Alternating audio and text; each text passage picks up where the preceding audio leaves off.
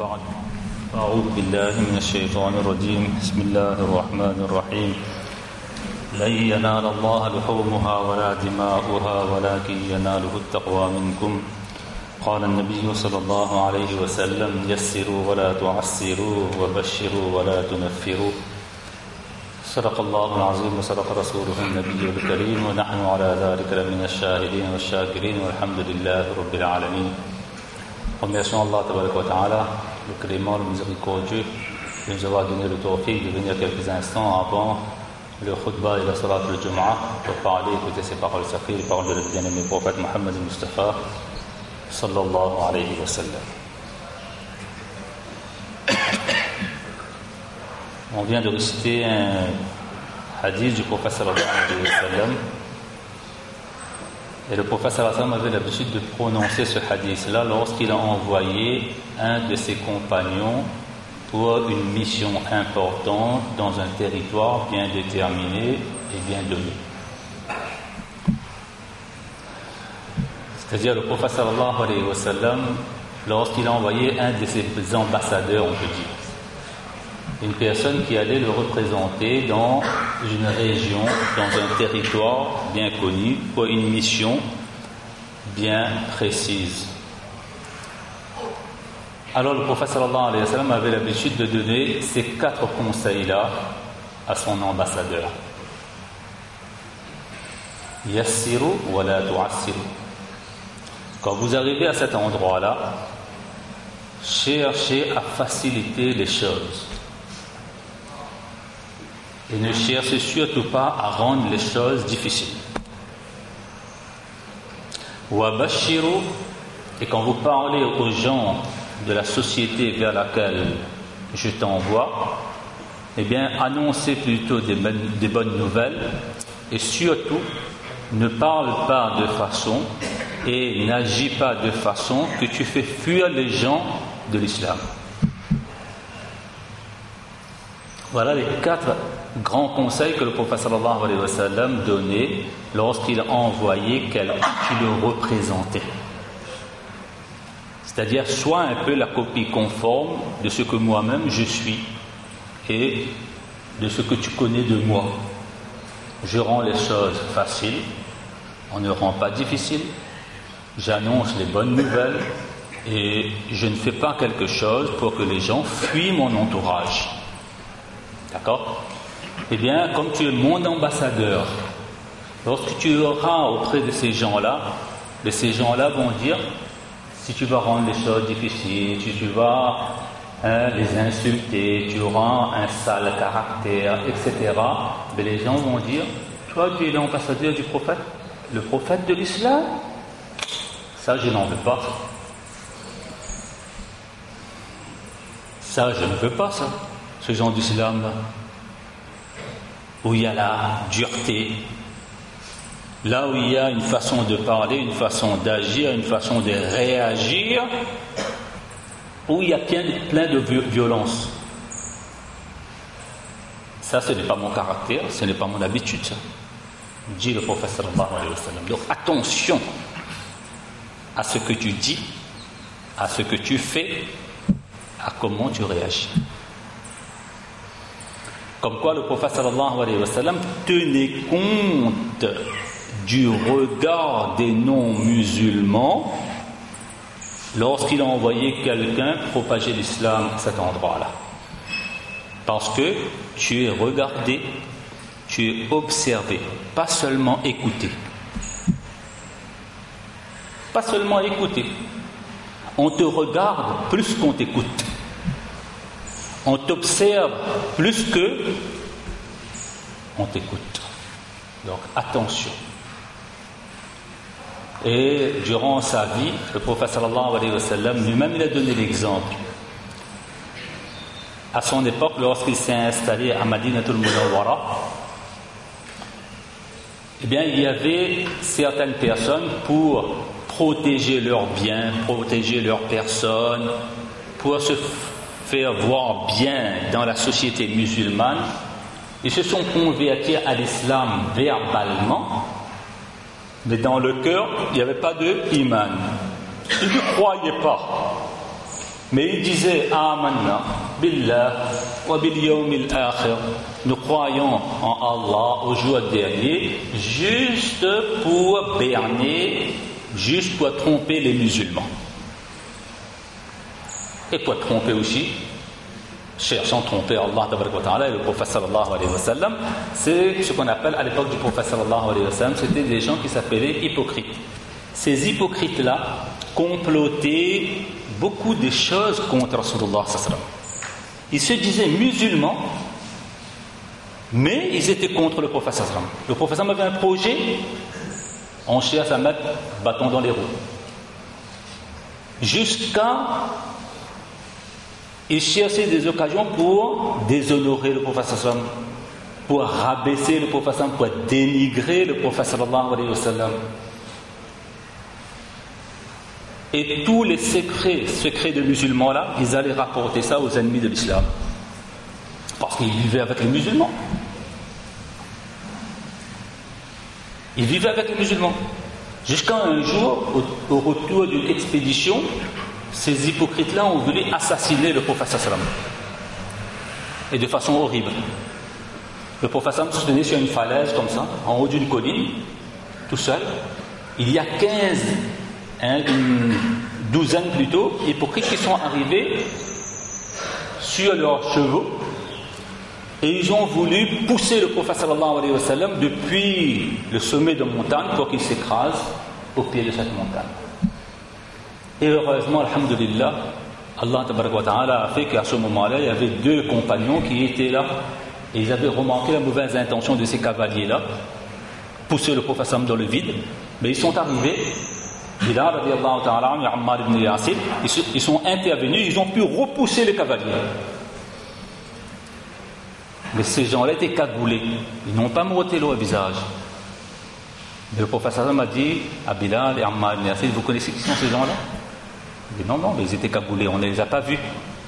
Ils ont masqué leur visage. Mais le prophète sallam a dit, Jibril alayhi salatu wassalam vient de me donner l'identité de ces 12 personnes-là. Ce sont des hypocrites. Verbalement, ils sont musulmans, mais intérieurement, ils veulent la destruction de l'islam et des musulmans en général. Jusqu'à aller assassiner le prophète sallallahu alayhi wa sallam. Donc, le prophète sallallahu alayhi wa sallam pouvait, en tant que chef d'État, appliquer la sanction capitale, la loi de l'époque. Il pouvait les emprisonner, etc. Mais le prophète sallam n'a rien fait. Lorsqu'on a demandé au prophète sallam, mais ces gens-là complotent, Allah Ta'ala t'a averti, tu connais l'identité de ces gens-là. Mais pourquoi il n'y a pas aucun décret de ta part contre ces gens-là? Quelle a été la parole du prophète sallallahu alayhi wa sallam qui a médité que si je vais commencer à emprisonner ces gens qui se disent musulmans verbalement, et que tout le monde croit qu'ils sont musulmans, je vais commencer à être dur et vraiment les emprisonner, même appliquer la peine capitale, etc. Les non-musulmans vont dire que Mohammed est en train de tuer les siens. Et ma réaction négative risque de salir l'image de l'islam. Voilà pourquoi le prophète sallallahu alayhi wa sallam a supporté toute sa vie. Il n'a rien décrété contre les hypocrites, de peur que les non-musulmans disent que Mohammed est en train de tuer les siens même, est en train d'emprisonner ses adeptes même, ses disciples même. Pour qu'il n'y ait pas cette image négative de l'islam, il a supporté toute sa vie ces hypocrites-là à Madinatul Munawwara. Comme quoi le prophète sallallahu alayhi wa sallam tenait compte du regard des gens qui sont à l'extérieur de l'islam. Donc voilà pourquoi, comme il y a un grand événement qui arrive là, la semaine prochaine, samedi ce sera le jour de Baqara, là où on va égorger un animal en sacrifice, commémorant le grand sacrifice de notre ancêtre et le patriarche Ibrahim alayhi salatu wassalam. Et bien là il faut faire très attention. Que nous ne donnons pas une mauvaise image de l'islam par rapport à ce qurban. Et là, je veux parler question d'hygiène. Ce jour-là, ne pas sortir avec un couteau à la main en public, vous risquez d'effrayer les gens. Ne pas sortir avec les vêtements souillés d'impureté, le sang est sale, le sang est impur. Ce n'est pas une fierté d'avoir des vêtements tachés de sang. Parce qu'à ce moment-là, tu es impur. Tu le fais par nécessité, parce que c'est autre chose. Au moment de l'égorgement, on prend le sang sur nous. Mais ce n'est pas une raison pour aller montrer aux autres que nous sommes fiers du sang. Ah non! Attention au regard. Alhamdulillah, ici à La Réunion, nous avons ce privilège-là de pouvoir égorger nos animaux chez nous. C'est un privilège. C'est un privilège, c'est pas un droit. Le pays dans lequel nous vivons, c'est un privilège. Si nous voulons garder ce privilège-là, soyons vigilants. Concernant l'hygiène, concernant les normes et les lois, il ne faut pas jeter les déchets de nos animaux n'importe où. Il y a des normes et il y a aussi des affiches là où on doit jeter, comment on doit jeter, quelles sont les règles à appliquer. Eh bien, il faut les respecter si nous ne voulons pas que les choses soient mal à court, à moyen ou à long terme. Le musulman, en un mot, le professeur me fait faire comprendre, le musulman est celui qui agit, il agit intelligemment. Le musulman est celui qui agit, il agit avec sagesse, pas n'importe comment. Il regarde les conséquences de ses actes, non pas les effets immédiats uniquement. Il regarde les conséquences de l'acte et il pèse. Il regarde quel avantage il y a, quel inconvénient il y a. S'il y a beaucoup plus d'inconvénients, alors à ce moment-là, on ne s'aventure pas, on ne s'engage pas. Donc il est important d'avoir ce genre de regard que le prophète sallallahu alayhi wa sallam il avait. Il tenait compte de ne pas dire, de ne pas faire, de ne pas réagir de façon que ça salit l'image de l'islam, parce que l'islam c'est la vérité. Et nous, en tant que musulmans, nous sommes des ambassadeurs de l'islam. Qu'on le veuille ou non, cette responsabilité repose sur nos épaules. Une fois que tu as dit La ilaha illallah, Muhammadur Rasulullah, tu es Ja'ilun fil ardi khalifa, tu es le vicaire, le gérant dans ce monde, tu as une responsabilité. Donc Allah tabaraka wa ta'ala accorde à chacun d'entre nous le tawfiq d'être vigilant concernant l'hygiène, les règles de bienséance dans l'égorgement d'un animal le jour de Baqara, et surtout de ne pas faire la descente de l'animal comme un show, comme un spectacle, allant déranger même parfois à minuit, à 1h du matin. Donc les gens qui sont là, qui sont en train de dormir, etc., ça ce n'est pas de l'islam, c'est du show, c'est du spectacle qui risque de déranger. Si on ne dérange personne, d'accord. Mais si on dérange, alors à ce moment-là, il vaut mieux les éviter.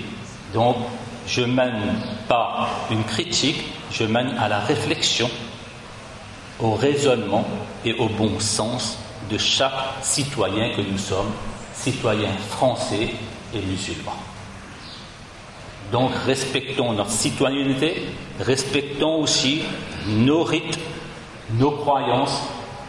Il n'y a pas d'incompatibilité. Il y a beaucoup de choses communes dans l'éthique, dans le monde occidental et dans l'éthique religieuse aussi. Il suffit de faire des ponts et de mettre des ponts et non pas des barrières. Il y a possibilité de faire bien les choses pour qu'on pratique bien notre islam sans pour autant déranger les non-musulmans. Mais quand il y a cette possibilité-là, eh bien, il ne faut pas la rater. Il ne faut pas la négliger. Qu'Allah Ta'ala accorde à chacun d'entre nous le tawfiq de comprendre et surtout, donc de mettre en pratique. Wa akhiru da'wana alhamdulillahi rabbil alamin.